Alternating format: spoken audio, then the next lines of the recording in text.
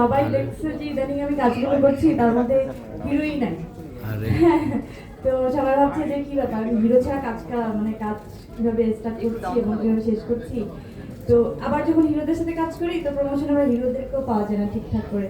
তো আমি কাজ করতে এসেও নানা ধরনের মানে এভাবে আমার বলা উচিত না, সবাই এমনিতেই আমাকে একটু সত্যি বেশি ভাবে।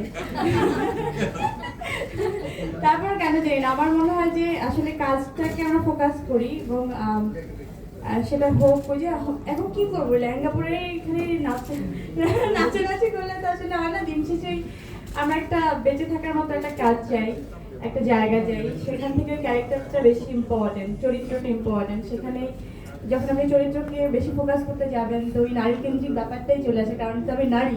তো আমি ওইভাবেই কাজটা যখন করি তো আমার ভালো লাগে যে আমার এই টিমটার মধ্যে আমি প্রথমে ডিরেক্টর যখন মানে বললো যে একজন নারী ডিরেক্টর, আমার ঠিক আছে চলো, প্রথম ভাষাটা পাওয়া গেল।